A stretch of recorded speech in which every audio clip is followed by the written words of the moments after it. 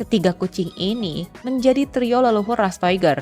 Di balik looknya yang fierce sama eksotis ini, Toiger bawaannya lincah, aktif, dan sangat cerdas.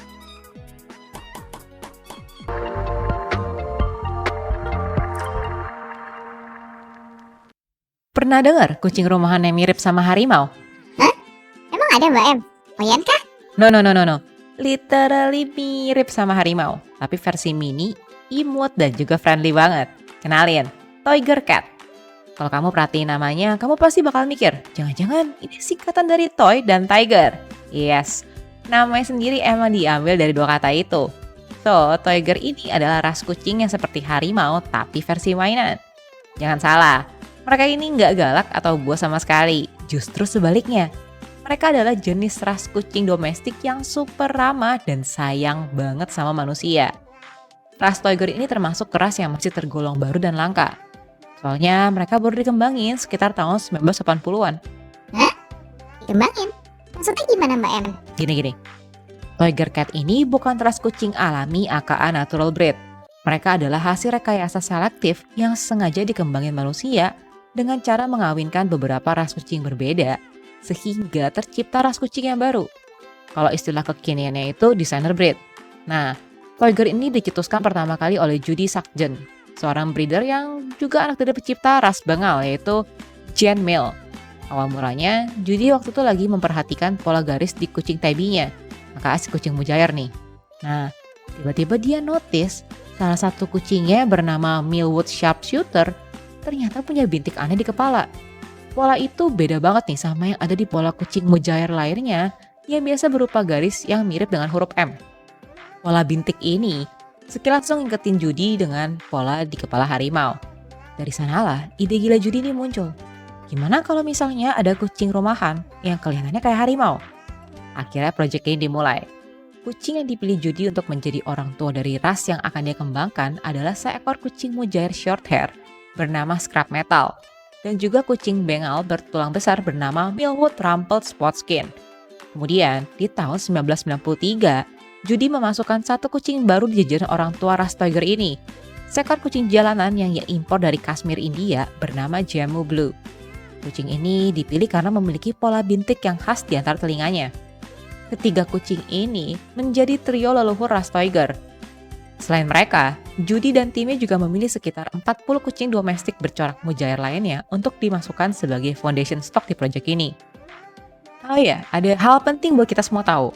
Kalau Judy Sargent ini nggak ngembangin Toiger hanya karena alasan estetika, tapi ada pesan konservasi di baliknya. Jadi Judy ini tuh mau menarik perhatian para pecinta kucing besar yang sampai saat ini masih berlomba-lomba untuk memelihara dan memperoleh sertifikat kepemilikan harimau yang terancam punah. Jadi lewat Toiger yang terlihat mirip sama miniatur harimau ini, Judy tuh berharap kalau mereka tuh lebih milih buat miara Toiger aja dibandingin harus berburu satwa yang dilindungi. So secara nggak langsung, dia tuh pengen ngajak orang-orang buat lebih peduli nih sama kucing besar di alam liar. Hingga saat ini, Toiger udah diakui oleh TICA, yaitu The International Cat Association. Pada tahun 1993, Toiger resmi tercatat dalam database TICA. Namun, karena populasinya masih sedikit dan standar genetikanya belum stabil, saat itu statusnya masih registration only, yang menandakan bahwa ras Toiger ini belum diperbolehkan untuk mengikuti kompetisi kucing internasional. Barulah pada tahun 2007, Toiger mendapatkan status championship breed, yang menandakan bahwa mereka sudah memenuhi syarat untuk ikut kompetisi resmi. Namun, meskipun sudah diakui oleh TICA, Toiger sendiri sampai saat ini belum diakui oleh CFA, yaitu Cat Fanciers Association. Oke, sekarang kita bahas lah tentang karakteristik Toiger ya. Secara visual, Toiger pasti bakal langsung ngikutin kamu sama harimau. Gak jelas lah yang ini ya. Karena mereka sendiri emang punya pola loreng oranye hitam atau coklat tua seperti harimau. Warna bulunya variasi, mulai dari oranye kecoklatan, dan oranye kemerahan. Selain itu, di bagian kepalanya ada pola bintik atau bulat yang gak dimiliki kucing ras lain. Bentuk tubuhnya ramping dan langsing, tapi lumayan berotot. Ekornya panjang dengan ujung yang membulat. Kalau kamu lihat dari samping, bentuk kepala Toiger ini kayak setengah heksagon nih. Di balik looknya yang fierce sama eksotis ini, Toiger bawaannya lincah, aktif, dan sangat cerdas. Mereka tipikal kucing yang gampang bosen kalau nggak diajak main sama ownernya. Tapi meski begitu, mereka juga tipikal kucing yang rumahan banget. Kalau misalnya kamu punya Toyger nih, kamu nggak harus ngajak mereka keluar tiap hari. Karena sebenarnya mereka lebih suka main di rumah dengan pemiliknya. So, selama mereka dikasih perhatian dan stimulasi mainan serta aktivitas yang cukup, mereka udah happy. Toyger ini juga gampang akrab sama anak-anak, hewan lain, dan bahkan orang baru. Nah, karena sifat yang social butterfly, mereka tuh nggak suka kesepian. Kalau kamu orang yang sering pergi, pastiin ada teman buat nemenin mereka. Entah kucing lain atau orang lain, atau kamu juga bisa nitipin ke penitipan hewan kalau mau praktis. Soalnya nih, kalau kamu ninggalin mereka di rumah terlalu lama, karena udah dari sananya gampang bosen dan gak suka kesepian, jangan kaget kalau kamu tinggalin dan pas pulang ke rumah, seluruh perabotan kamu tuh udah jadi tempat latihan cakar mereka atau diporak-porandain sama mereka. Kabar baiknya nih buat kamu yang mau miara mereka, Toyger ini perawatannya mirip-mirip kayak kucing lainnya. Paling yang perlu ekstra perhatian itu kesehatan bulunya. Soalnya meskipun bulunya pendek, Toyger ini ternyata punya bulu yang gampang rontok. Jadi pastiin kamu nyisir bulunya paling gak seminggu sekali. Terus jangan lupa buat mandiin Toyger kamu setiap 4-6 minggu sekali, biar bulunya tetap bersih dan kinclong. Sisanya standar, bersihin telinga, potong kuku, sikat gigi, dan kasih scratching paws, biar kukunya itu tetap tajam dan juga cantik. Gimana? Mirip kan sama kucing domestik lainnya? Terus kalau soal mainan, Toyger suka banget sama mainan interaktif yang bisa melatih otak dan motoriknya. Contohnya kayak puzzle feeder, ball track toys, cat one, atau fetch toys. Kalau kamu pengen ngajak mereka jalan keluar sesekali, misalnya jalan-jalan sore, kamu bisa beliin mereka harness supaya mereka tetap aman pas kamu bawa keluar. Untuk masalah kesehatan, karena Toyger masih tergolong baru dan langka nih, data soal penyakit genetiknya belum banyak. Another extra attention-nya sih mungkin di sini nih ya. Soalnya kalau Toyger menunjukkan gejala kesehatan yang nggak biasa, kamu harus gercep bawa dia ke dokter hewan supaya bisa segera dicari tahu kenapanya.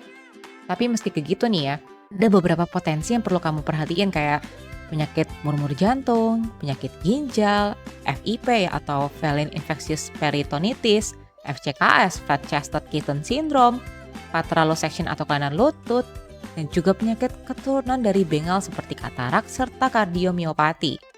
Ya, soalnya kan salah satu leluhur mereka nih kucing bengal ya.